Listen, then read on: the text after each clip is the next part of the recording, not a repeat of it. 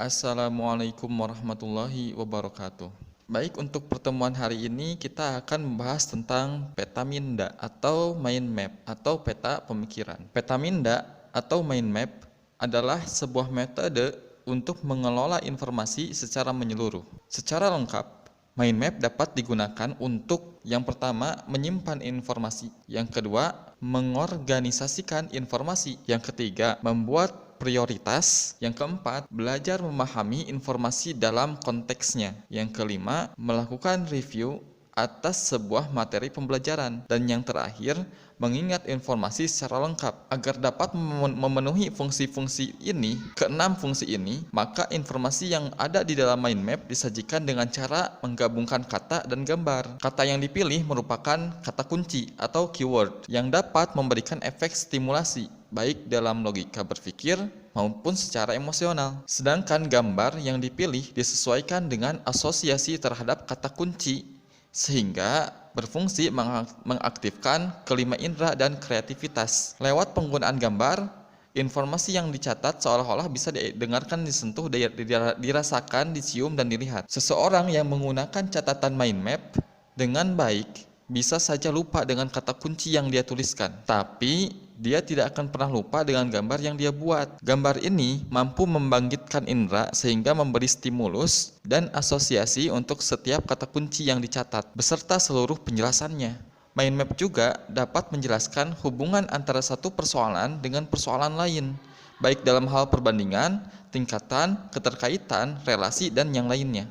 Terus apa sih manfaat dari menggunakan peta minda atau mind map? Ada banyak sekali manfaat yang didapatkan dengan mencatat menggunakan mind map. Yang pertama, mind map atau peta minda mampu meningkatkan kapasitas pemahaman dengan cara yang pertama melihat gambaran besar suatu persoalan sekaligus melihat informasi secara detail. Yang selanjutnya yaitu mengingat informasi yang kompleks lebih mudah, karena informasi tersebut telah dikelompokkan sesuai dengan cara seseorang mengingat, termasuk hubungannya dengan subjek yang sama atau berbeda. Yang selanjutnya ya adalah mengatasi informasi yang membludak, karena telah ditata dan dikelompokkan sedemikian rupa. Secara mental, hal ini dapat membuat seseorang lebih terorganisir dan runut dalam memahami sebuah persoalan, karena tidak terlalu membayangkan atau berimajinasi yang kompleks. Yang kedua, mind map juga dapat meningkatkan kemampuan seseorang dalam berimajinasi, mengingat, berkonsentrasi, membuat catatan, meningkatkan minat, sekaligus mampu menyelesaikan persoalan.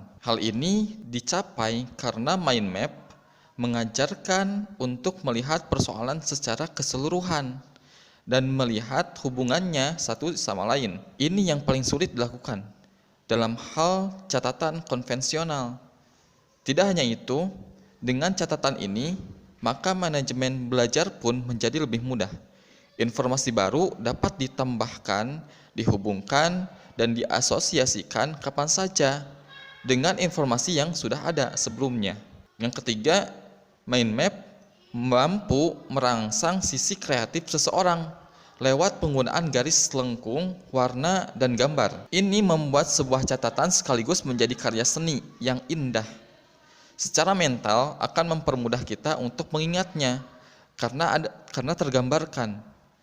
Mind map akan merangsang kemampuan membandingkan informasi yang ada, baik berupa fakta, ide, termasuk data statistik. Yang keempat, mind map atau peta minda membantu seseorang membuat catatan yang menarik dalam waktu yang singkat. Selain itu, catatan ini mampu membuka pemahaman yang baik dan sisi kreatif dengan merangsang munculnya ide-ide dan insight yang baru. Bahkan pada saat membuat catatan itu sendiri, mind map dapat pula menjelaskan sebuah tujuan, rencana, ide, maupun pemikiran secara jelas dan terstruktur. Ini adalah sebuah contoh dari peta minda atau mind map liburan keluarga. Ide atau gagasannya adalah liburan keluarga. Di liburan keluarga ini yang menjadi topik utamanya itu ada apa saja? Di sini contohnya ada 5, ada siapa, transportasi, akomodasi, kapan, dan tujuannya. Nah, di sini di tiap topik utamanya permasalahannya dirunutkan lagi sehingga bisa digambarkan dan diingat secara jelas dan gampang. Pertemuan kita hari ini sampai sini dulu. Terima kasih. Assalamualaikum warahmatullahi wabarakatuh.